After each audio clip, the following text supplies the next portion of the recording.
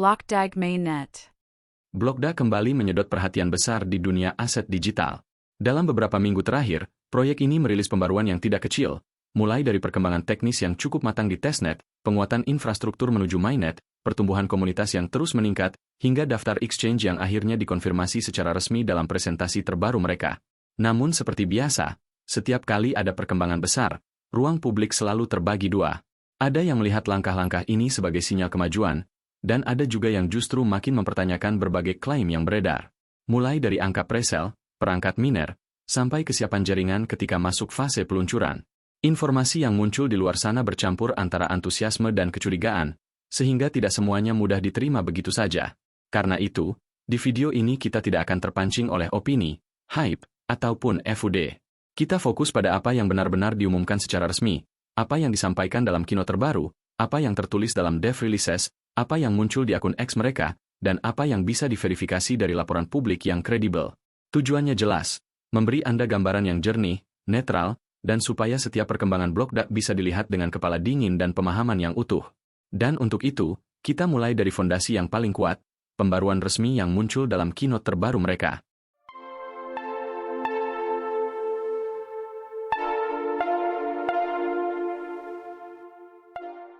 Insight terbesar dari Keynote 4. Jika kita masuk ke inti keynote terbaru, ada beberapa poin besar yang benar-benar perlu dicatat. Pertama, posisi proyek itu sendiri. Blockdag tidak lagi berdiri di tahap konsep. Banyak komponen inti yang selama ini hanya dibicarakan, sekarang sudah berjalan, diuji, dan siap masuk ke fase peluncuran. Ini penting, karena menunjukkan bahwa proyek ini tidak bergerak di permukaan, tetapi sudah mencapai fase yang secara teknis dapat divalidasi. Yang kedua adalah kondisi testnet. Dari data resmi, testnet mereka sudah memproses lebih dari 20 juta blok, 36.000 transaksi, dan lebih dari 1.000 smart contract. Yang menarik, semua itu berjalan tanpa downtime. Ini memberikan gambaran kuat bahwa fondasi jaringan yang mereka bangun tidak sekadar lewat klaim, tetapi memang sudah diuji dengan beban nyata. Dari sisi performa, jaringan di testnet stabil di sekitar 1.400 transaksi per detik, dengan target 2.000 TPS saat mainnet berjalan. Angka ini bukan asumsi atau prediksi, ini berdasar pada hasil pengujian awal yang dipublikasi langsung oleh tim. Bagian ketiga adalah ekosistemnya. Di keynote itu, mereka memperlihatkan struktur ekosistem yang cukup lengkap, wallet dengan beberapa lapisan keamanan, explorer baru yang lebih rapi dan responsif, tools untuk developer termasuk ide low-code dan no-code, sampai layer DeFi yang sudah mulai berdiri. Biasanya, ekosistem seperti ini muncul setelah mainnet rilis, tetapi tim memilih menyiapkannya lebih awal, untuk memperlihatkan arah jangka panjang proyek. Komponen berikutnya adalah X1 Miner App. Aplikasi yang dulu dianggap gimmick oleh sebagian orang ini ternyata sudah menembus lebih dari 3,5 juta pengguna dari 140 negara. Terlepas dari pro dan kontra, aplikasi ini menjadi salah satu pemicu pertumbuhan komunitas terbesar mereka. Dari sisi keamanan, audit Halborn sudah selesai, dan audit Certik berada di tahap akhir. Dua auditor ini punya reputasi besar di industri, jadi progres mereka memperkuat fondasi teknis Blockdag. Untuk perangkat fisik, pengiriman X10 sudah berlangsung secara global, sementara X30 dan X100 masih dalam pengujian aktif. Ini menunjukkan bahwa ekosistem mining mereka bukan sekadar rencana, tetapi sudah bergerak di lapangan. Dan terakhir, tim menegaskan bahwa tokenomics baru akan diumumkan secara resmi. Banyak spekulasi yang beredar di luar sana, tetapi yang valid hanya yang diumumkan langsung oleh tim, dan itu sedang disiapkan untuk rilis. Semua poin ini menjadi fondasi teknis paling kuat dari Keynote 4. Dan dari sinilah kita bisa mulai menilai perkembangan Blockdag secara lebih objektif, berdasarkan apa yang sudah dikerjakan, bukan berdasarkan rumor yang beredar. Roadmap ke mainnet dan timeline resmi. Salah satu bagian yang paling ditunggu komunitas akhirnya dijelaskan secara lebih tegas di keynote kali ini, roadmap menuju mainnet. Tim memastikan bahwa fase presale akan berakhir pada tanggal 10 Februari. Setelah tahap itu selesai, jaringan masuk ke fase finalisasi, masa transisi terakhir sebelum peluncuran resmi. Mainnet dijadwalkan aktif sekitar 6 hingga 8 minggu setelah presale berakhir. Di fase itulah seluruh komponen jaringan berpindah dari lingkungan uji coba ke jaringan yang sepenuhnya operasional, validator, smart contract, mekanisme transaksi, hingga sistem reward. Dan sejak mainnet berjalan, koinnya dapat diperdagangkan secara bebas di exchange yang sudah siap, bukan lagi terbatas pada sistem presale. Tim juga menyampaikan bahwa mereka sedang mempersiapkan keynote berikutnya. Presentasi itu akan berisi rincian jadwal listing secara lengkap, mekanisme alokasi likuiditas, hingga bagaimana proses peluncuran di berbagai exchange akan dilakukan. Selain itu, mereka akan menampilkan peta miner secara real-time dan demo langsung dari jaringan mainnet. Informasi ini penting karena menjawab banyak pertanyaan yang selama ini muncul di komunitas, tanpa spekulasi, tanpa asumsi tambahan, dan langsung dari tim yang mengembangkan proyeknya.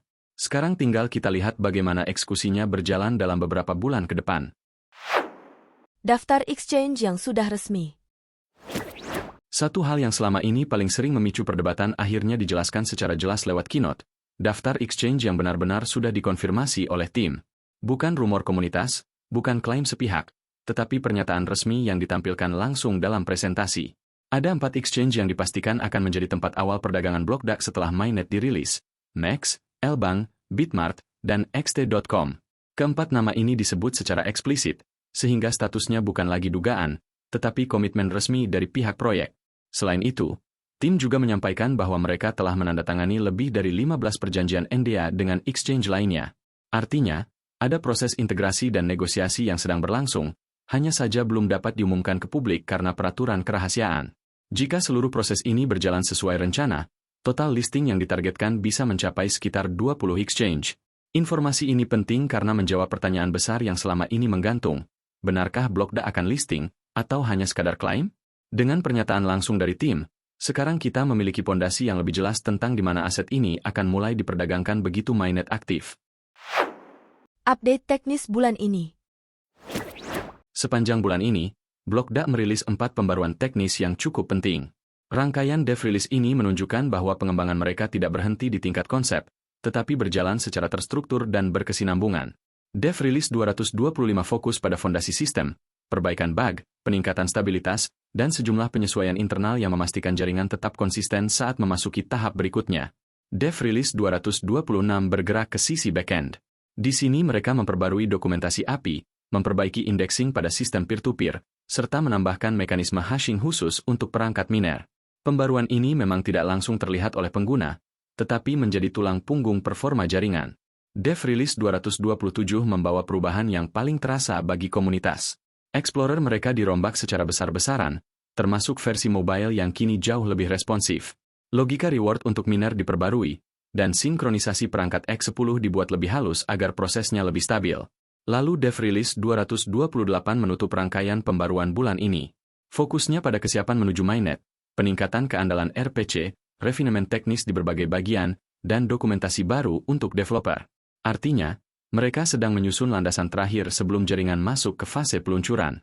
Secara keseluruhan, 4 pembaruan ini memperlihatkan bahwa tim tidak hanya sibuk di ranah marketing, tetapi benar-benar menuntaskan pekerjaan teknis yang menjadi inti dari sebuah jaringan blockchain. Data tambahan dari publik.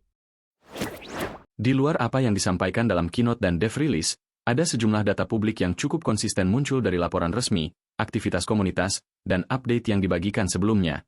Data-data ini penting karena melengkapi gambaran perkembangan blok DAX secara lebih menyeluruh. Dari sisi komunitas, jumlah holder tercatat sudah melewati 300.000 alamat, dengan pertumbuhan harian sekitar 1.000 akun baru. Jika dilihat dari aktivitas globalnya, total anggota komunitas di berbagai platform juga sudah melampaui 325.000. Angka ini menunjukkan bahwa minat terhadap proyek ini terus bergerak, terlepas dari perdebatan dan opini yang berkembang di ruang publik. Untuk presale, angka yang paling konsisten disebut adalah sekitar $436 juta yang sudah terkumpul, dengan sisa token presale di kisaran 4,59 miliar.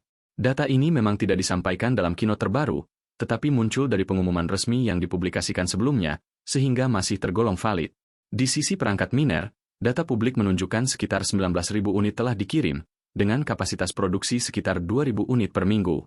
Memang belum ada audit independen yang memverifikasi angka-angka ini, tetapi informasi tersebut muncul secara berulang dari sumber resmi dan laporan komunitas. Aktivitas global mereka juga terlihat jelas.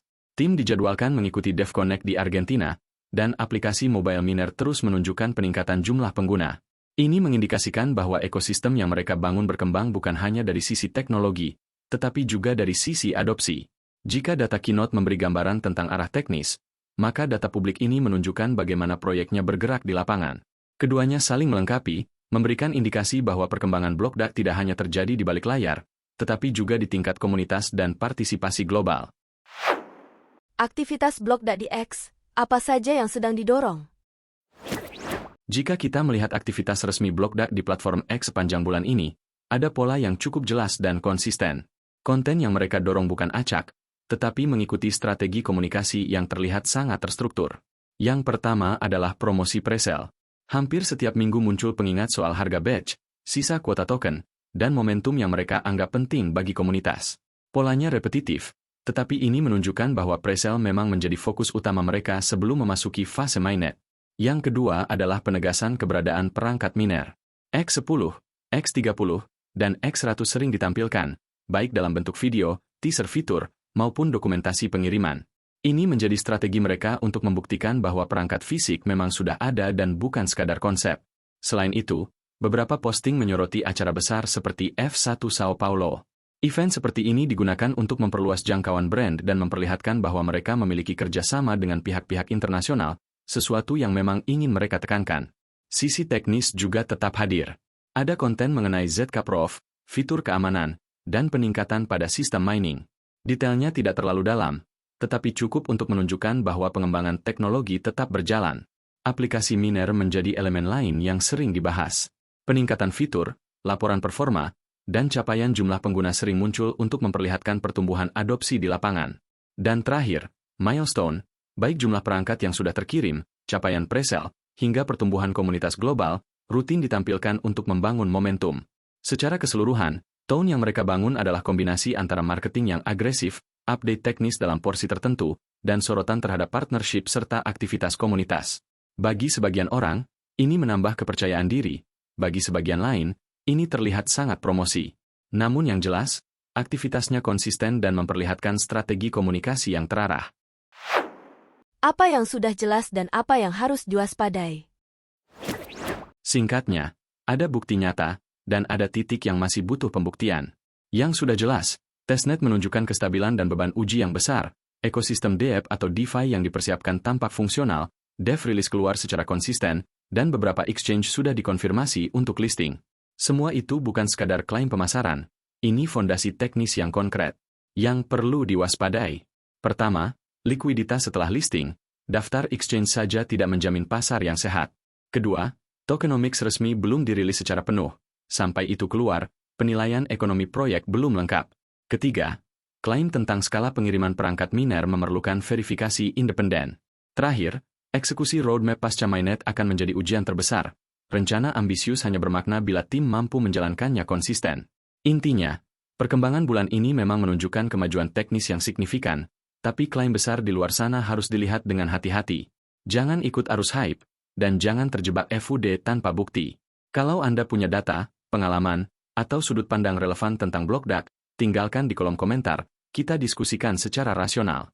Jika Anda mau terus ikut update yang berbasis rilis resmi, subscribe, tekan tombol hype, dan seperti biasa, lakukan riset Anda sendiri sebelum mengambil keputusan.